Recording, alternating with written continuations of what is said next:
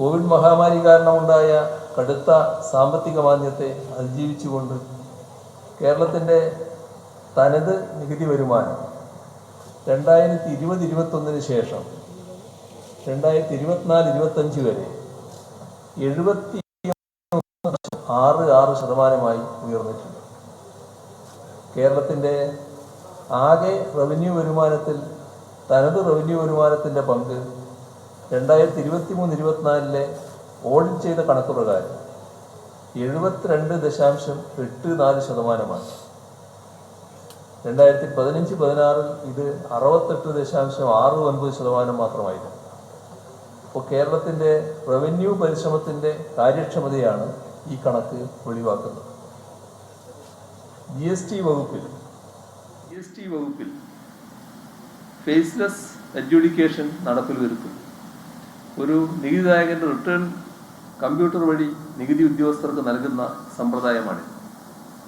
നികുതിദായകൻ return പരിശോധനയ്ക്കായി ഒരു പ്രത്യേക ഉദ്യോഗസ്ഥൻ്റെ മുന്നിൽ സ്ഥിരമായി ഹാജരാകേണ്ടി വരില്ല.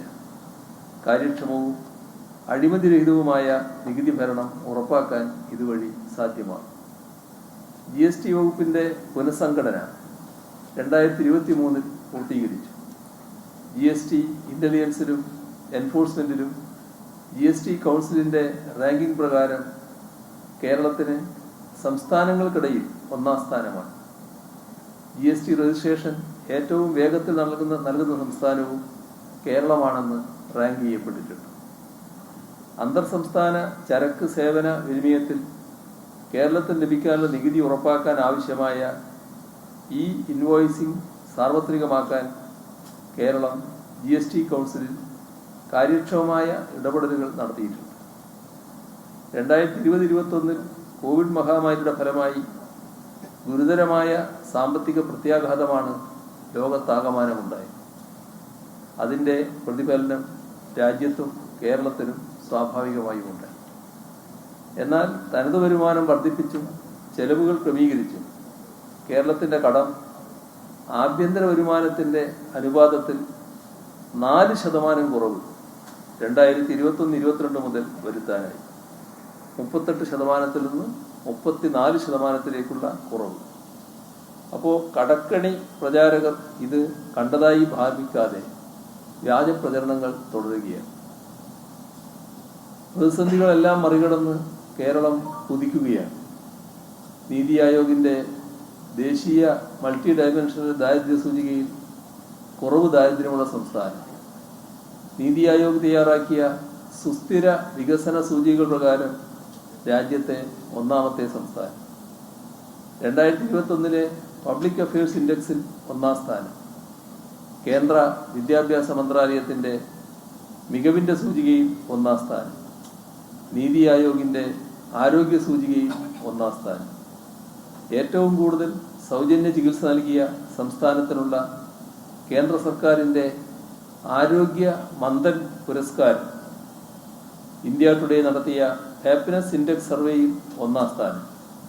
ഇങ്ങനെ അനേകം നേട്ടങ്ങളാണ് നമ്മുടെ നാട് കേരളം ഈ ഘട്ടത്തിൽ സ്വന്തമാക്കിയത്.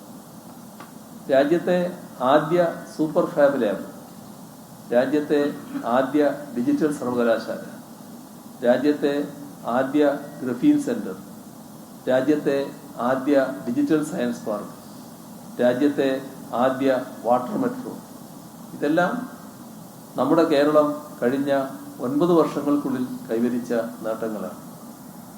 സമ്പൂർണ്ണ ഭവന വൈദ്യുതീകരണം നടത്തിയ, ഇന്റർനെറ്റ് സൗകര്യം ജനങ്ങളുടെ അവകാശമായി പ്രഖ്യാപിച്ച രാജ്യത്തെ ആദ്യ സംസ്ഥാനവും നമ്മുടേത് തന്നെയാണ്.